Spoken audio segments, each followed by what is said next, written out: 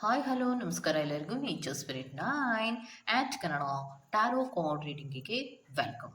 ಇವತ್ತು ನಾನು ತಗೋತಾ ಇರುವಂತಹ ರೀಡಿಂಗ್ ಯಾವುದು ಅಂದರೆ, ಒಂಟಿಯಾಗಿದ್ದಾಗ ನಿಮ್ಮ ನೆನಪುಗಳು ಎಷ್ಟರ ಮಟ್ಟಿಗೆ ನಿಮ್ಮ ಪರ್ಸನ್ಗೆ ಕಾಡ್ತಾ ಇದೆ ಅನ್ನೋದ್ರ ಬಗ್ಗೆ ನಾನು ರೀಡಿಂಗನ್ನು ತಗೋತಾ ಇದ್ದೀನಿ. ಅಂದರೆ ಯಾವಾಗ ಅವರು ಒಂಟಿಯಾಗಿ ಕೂತಿರ್ತಾರೋ ಅಂತಹ ಸಂದರ್ಭದಲ್ಲಿ ಲೋನ್ಲಿನೆಸ್ ಫೀಲ್ ಆದಾಗ ಅವರಿಗೆ ನಿಮ್ಮ ನೆನಪುಗಳು ಎಷ್ಟರ ಮಟ್ಟಿಗೆ ಕಾಡ್ತಾ ಇರತ್ತೆ, ಯಾಕೆ ಅನ್ನೋದಾದರೆ, ಕೆಲವೊಮ್ಮೆ ಪ್ರೀತಿಯ ವಿಚಾರಗಳಲ್ಲಿ ಕರೆಕ್ಟಾಗಿ ಮಾತಾಡದೇ ಇದ್ದಾಗ, ಮಾತಾಡಿದ್ರೂ ಕೂಡ ನಿಮ್ಮನ್ನು ಅತಿ ಹೆಚ್ಚು ಮಿಸ್ ಮಾಡ್ಕೊಳ್ಳುವಾಗ ನೆನಪುಗಳನ್ನೋದು ಕಾಡುತ್ತೆ. ನೀವು ಮಾತಾಡಿರುವಂತಹ ರೀತಿ ಇರ್ಬೋದು, ಫೀಲಿಂಗ್ಗಳ ಶೇರಿಂಗ್ಗಳಿರ್ಬೋದು, ನಿಮ್ಮ ನಡವಳಿಕೆ ಇರ್ಬೋದು, ನಿಮ್ಮ ಸೌಂದರ್ಯ ಇರ್ಬೋದು, ಅಥವಾ ನಿಮ್ಮ ಕ್ಯಾರೆಕ್ಟರ್ ಇರ್ಬೋದು, ಇದೆಲ್ಲವೂ ಕೂಡ ಅವರಿಗೆ ತುಂಬ ಇಷ್ಟ ಆದಾಗ ಆ ನೆನಪುಗಳು ಅವರಿಗೆ ಕಾಡತ್ತೆ.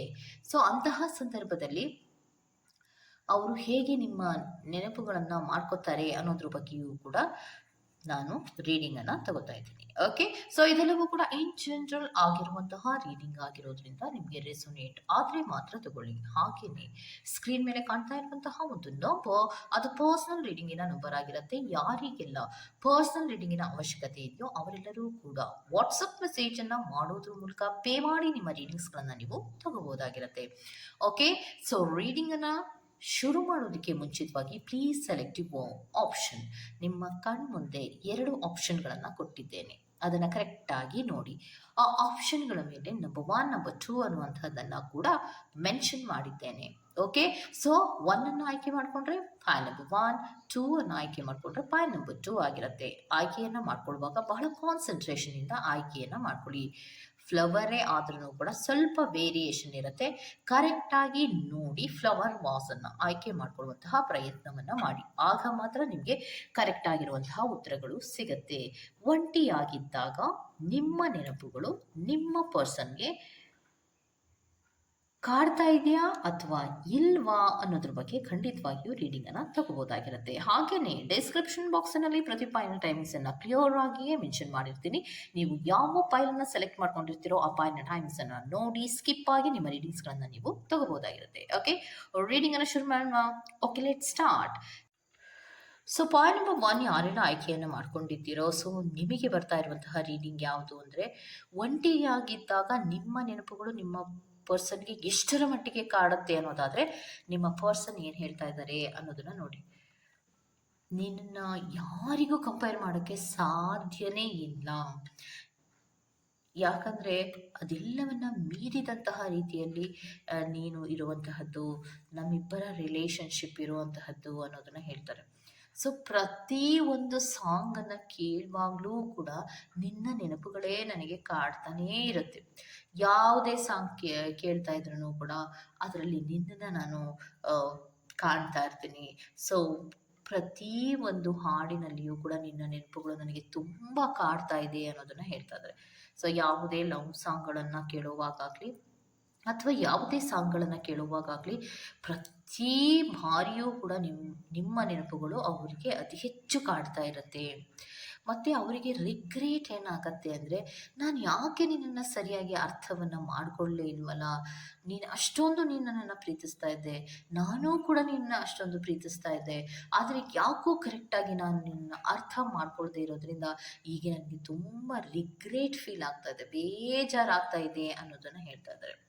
ಮತ್ತು ಅವ್ರೇನು ಹೇಳೋದು ಅಂದರೆ, ಹಗಲು ರಾತ್ರಿ ನನಗೆ ನಿನ್ನ ನೆನಪುಗಳು ಕಾಡ್ತಾ ಇದೆ, ಮರೆಯೋದಕ್ಕೆ ಸಾಧ್ಯನೇ ಆಗ್ತಾ ಇಲ್ಲ ಅನ್ನೋದನ್ನು ಹೇಳ್ತಾ ಇದ್ದಾರೆ. ಯಾಕಂದರೆ ಪ್ರೀತಿ ಅನ್ನುವಂತಹದ್ದು ಕೆಲವೊಮ್ಮೆ ಒಂದು ಗ್ಯಾಪ್ಗಳು ಸೃಷ್ಟಿಯಾದಾಗ, ಮಿಸ್ಅಂಡರ್ಸ್ಟ್ಯಾಂಡಿಂಗ್ಗಳಾದಾಗ, ಜಗಳಗಳಾದಾಗ, ಅಥವಾ ಅನಿವಾರ್ಯ ಕಾರಣಗಳಿಂದ ದೂರ ಇರಬೇಕು ಅಂತ ಅನ್ನುವಂತಹ ಸಂದರ್ಭಗಳು ಬಂದಾಗ, ಅಥವಾ ಇನ್ನು ಕೆಲವೊಬ್ರು ಏನು ಮಾಡ್ತಾರೆ, ದಿನವೂ ಮಾತಾಡ್ತಾ ಇರ್ತಾರೆ, ಮೀಟ್ ಆಗ್ತಾ ಇರ್ತಾರೆ, ಆದರೂ ಕೂಡ ಒಂದು ಸ್ಮಾಲ್ ಸ್ಪೇಸನ್ನು ಕೂಡ ಅವ್ರು ಬಿಟ್ಕೊಡೋದಕ್ಕೆ ರೆಡಿ ಇರಲ್ಲ. ತುಂಬ ಅವರಿಗೆ ನೆನಪುಗಳು ಕಾಡ್ತಾ ಇರುತ್ತೆ, ಅಷ್ಟೊಂದು ಪ್ರೀತಿ ಅವರಿಗೆ ಇರುತ್ತೆ. ಸೊ ಅದೇ ಕಾರಣಕ್ಕೆ ಹೇಳ್ತಾ ಇದ್ದಾರೆ, ಹಗಲು ರಾತ್ರಿ ನಾನು ನಿನ್ನದೇ ಯೋಚನೆಯಲ್ಲಿಯೇ ಇರ್ತೀನಿ ಅನ್ನುವಂತಹ ಉತ್ತರವನ್ನು ಕೊಡ್ತಾ ಇದ್ದಾರೆ.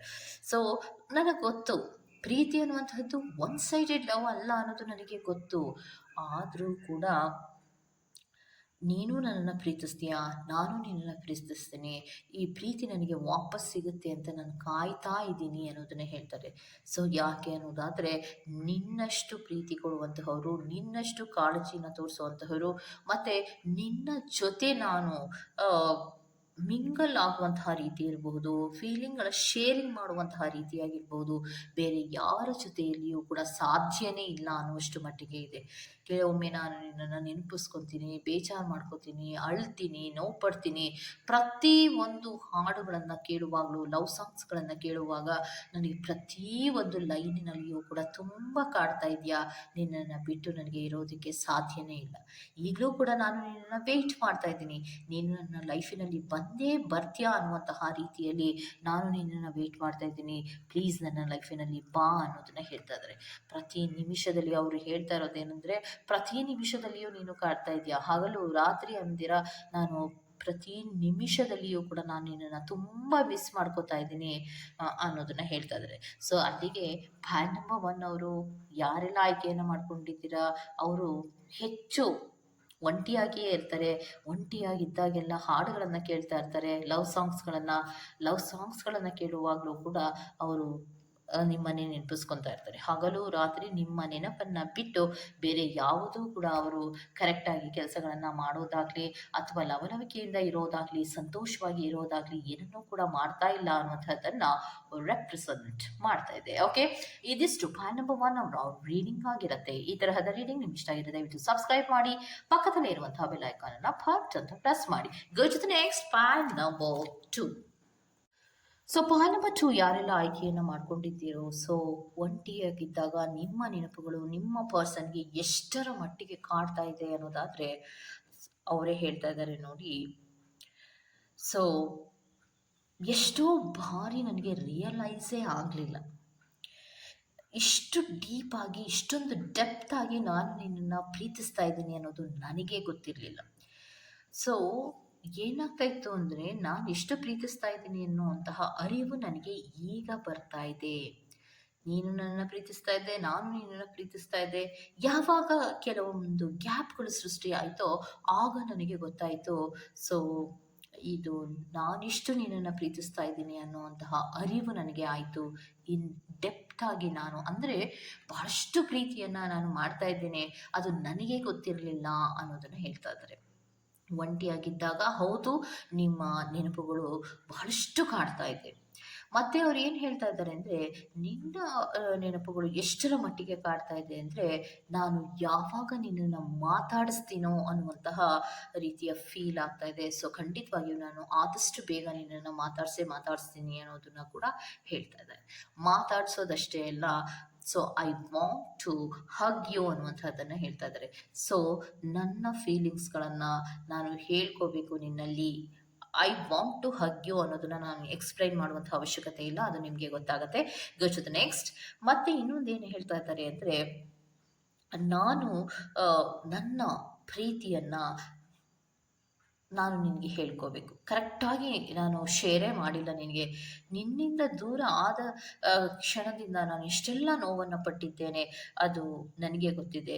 ಯಾಕಂದರೆ ಮೇಲ್ನೋಟಕ್ಕೆ ನಾನು ನಗ್ತಾ ಇರಬಹುದು, ಆದರೆ ಒಳಗೊಳಗೆ ನಾನು ತುಂಬ ಅಳ್ತಾ ಇದ್ದೀನಿ, ಕೂಗ್ತಾ ಇದ್ದೀನಿ, ನೋವನ್ನು ಪಡ್ತಾ ಇದ್ದೀನಿ ಅನ್ನುವಂತಹ ಉತ್ತರವನ್ನು ಕೊಡ್ತಾ ಇದ್ದಾರೆ. ಸೊ ನೀನು ಇಲ್ಲದ ಲೈಫ್ ಅನ್ನೋದು ಇನ್ಕಂಪ್ಲೀಟ್ ಅನ್ನೋದನ್ನು ಅವರು ಹೇಳ್ತಾ ಇದ್ದಾರೆ.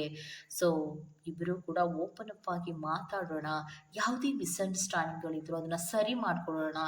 ನನಗೆ ನಿನ್ನನ್ನು ಬಿಟ್ಟು ಇರೋದಕ್ಕೆ ಖಂಡಿತವಾಗಿಯೂ ಸಾಧ್ಯನೇ ಇಲ್ಲ, ನಿನ್ನ ನೆನಪುಗಳು ತುಂಬ ಕಾಡ್ತಾ ಇದೆ. ಸೊ ನನಗೆ ಈಗ ಗೊತ್ತಾಗ್ತಾ ಇದೆ ನಾನೆಷ್ಟು ನಿನ್ನನ್ನು ಪ್ರೀತಿಸ್ದೆ ಅಂತ. ಸೊ ನಿನ್ನನ್ನು ಬಿಟ್ಟಿರೋದಕ್ಕೆ ಖಂಡಿತವಾಗಿಯೂ ಸಾಧ್ಯ ಇಲ್ಲ, ಅಥವಾ ಮಾತಾಡಿಸ್ದೇ ಇರೋದಕ್ಕೆ ಖಂಡಿತವಾಗಿಯೂ ಸಾಧ್ಯನೇ ಇಲ್ಲ. ಯಾಕಂದರೆ ಸುಮಾರು ದಿನಗಳ ಕಾಲದವರೆಗೆ ಇರಬಹುದು, ಅಥವಾ ಮರ್ತಿ ಇರಬಹುದು, ಅಂದರೆ ನನ್ನ ಕೈಲಿ ಸಾಧ್ಯನೇ ಆಗೋದಿಲ್ಲ. ನಾನು ಆದಷ್ಟು ಬೇಗ ನಿನ್ನನ್ನು ಮಾತಾಡಿಸ್ತೀನಿ. ಯಾವುದೇ ವಿಚಾರಗಳಲ್ಲಿ ನಿನಗೆ ಕ್ಲಾರಿಟಿ ಬೇಕು ಅಂದ್ರೂ ಕೂಡ ಅದನ್ನು ನಾನು ಕೊಡೋದಕ್ಕೆ ರೆಡಿ ಇದ್ದೀನಿ. ಪ್ಲೀಸ್ ನೀನು ಕೂಡ ನನ್ನನ್ನು ಅಕ್ಸೆಪ್ಟ್ ಮಾಡ್ಕೋ. ಯಾವುದೇ ಕ್ಲಾರಿಟಿ ಬೇಕೋ ಅದನ್ನು ತಗೋ, ಆದರೆ ನನ್ನ ಪ್ರೀತಿಯಿಂದ ನೀನು ದೂರ ಹೋಗಬೇಡ.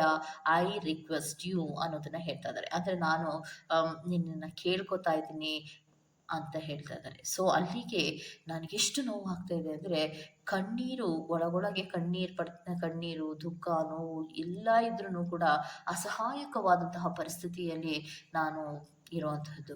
ಮೇಲ್ನೋಟಕ್ಕೆ ನಾನು ಚೆನ್ನಾಗಿದ್ದೀನಿ, ನಗ್ತಾ ಇದ್ದೀನಿ, ಆರಾಮಾಗಿದ್ದೀನಿ, ನಿನ್ನ ಬಿಟ್ಟಿದ್ದೀನಿ ಅಂತ ಅನ್ಕೋಬೋದು ಹೊರಗಡೆ ಇರುವಂತಹ ಜನರಿರ್ಬೋದು ಅಥವಾ ನೀನೇ ಇರ್ಬೋದು.